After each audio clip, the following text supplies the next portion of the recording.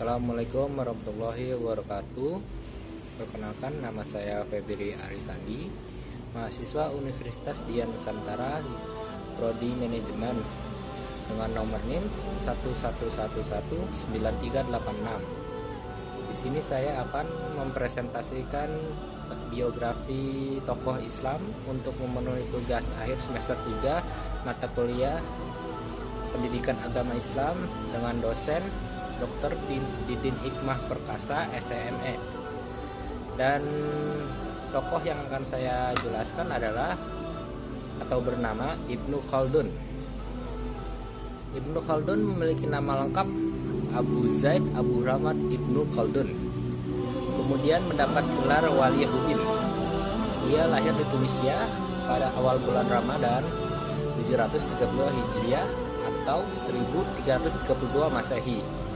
Berasal dari keluarga Andalusia, kelas atas keturunan Arab, dan meninggal di Kairo, Mesir pada tanggal 25 Ramadan 808 Hijriah atau 1406 Masehi.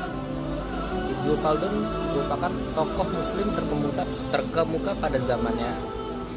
Ibnu Khaldun dikenal sebagai ilmuwan yang memperlakukan sejarah sebagai ilmu serta memberikan alasan-alasan untuk mendukung fakta-fakta yang terjadi.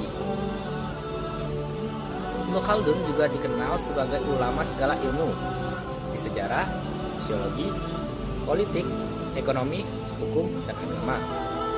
Pada umur 20 tahun, Ibnu Khaldun mengenyam pendidikan yang fokus belajar tajwid qiraah, dan menghafal Quran. Ia mempelajari fikih, mushaf, maliki, hadis Rasul, dan puisi. Ia mempelajari hadis dari Abu Allah Muhammad bin Jabir bin Sultan Al-Qaisi Al-Wadiyasi, seorang otoritas hadis terbesar dari Tunisia, yang kemudian menganugerahkan ijazah kepada Ibnu Khaldun untuk mengajar bahasa dan hukum. Ibnu Khaldun juga menerima ijazah dari guru-gurunya yang lain dari sarjana-sarjana terkemuka yang mengungsi ke Indonesia.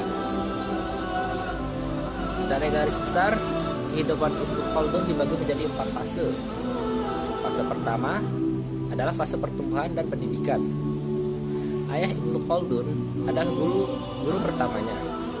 Sebagaimana kebiasaan masyarakat pada saat itu.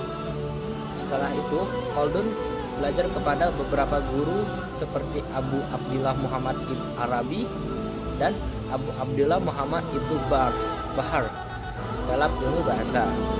Sedangkan ilmu fikih ia pelajari dari Abu Abdillah Al-Jani dan Abu Al-Qasim Muhammad Al-Qashir.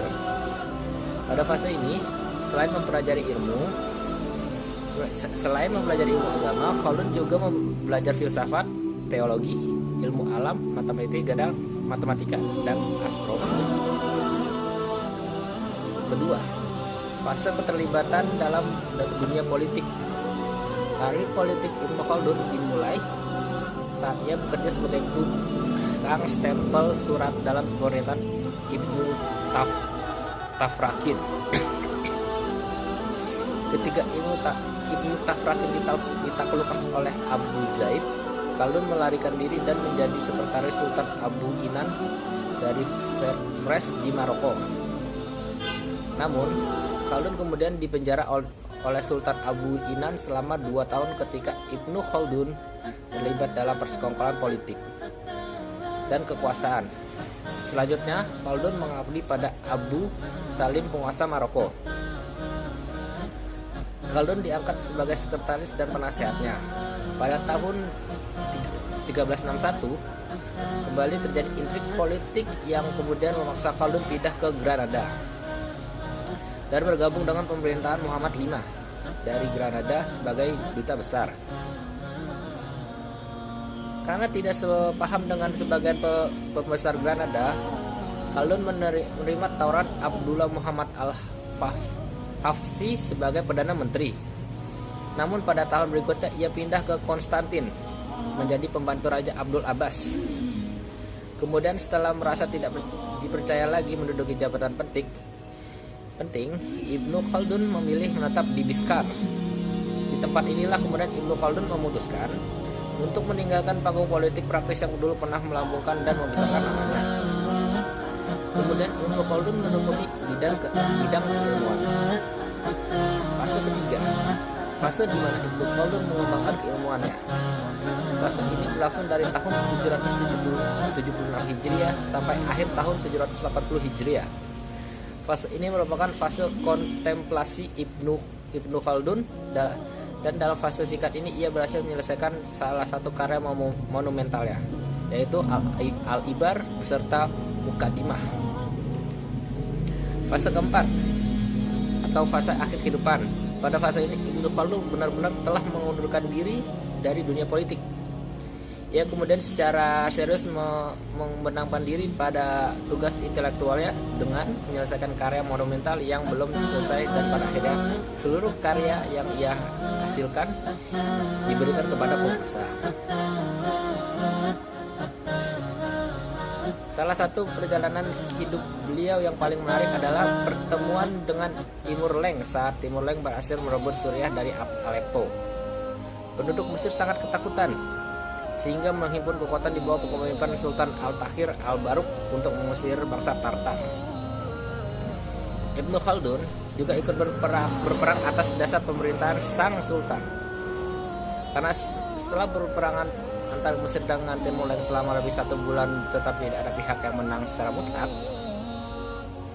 Ibnu Khaldun akhirnya menemui Timur Leng di Damaskus pada Maulud 803 Hijriah atau 5 Oktober 1400 Masehi. Mereka bercakap-cakap cukup lama. Antara Timur Leng bertanya kepada pekerja Ibnu Khaldun tentang sejarah Afrika Utara, dan karena Timur Leng terkesan dengan pengetahuan Ibnu Khaldun memerintahkannya menulis sejarah Afrika Utara. Ibnu Khaldun menjelaskan pandangannya tentang kebangkitan dan keruntuhan negara. Ia juga mendiskusikan penyerahan Damaskus, karena setelah pertemuan bersejarah ini di Damaskus menyerah. Setelah selesai menulisnya, Ibnu Khaldun menyerahkan sejarah tentang Afrika Utara yang diserahkan kepada Timur Leng dalam bentuk 11 buku kecil. Sekian dan terima kasih presentasi dari saya. Akhirul kalam, subhanallah Allahumma wa bihamdika asyhadu alla ilaha illa anta astaghfiruka wa atubu ilaik wa Allah mufaqiq illa aqwa mutaharik. Assalamualaikum warahmatullahi wabarakatuh.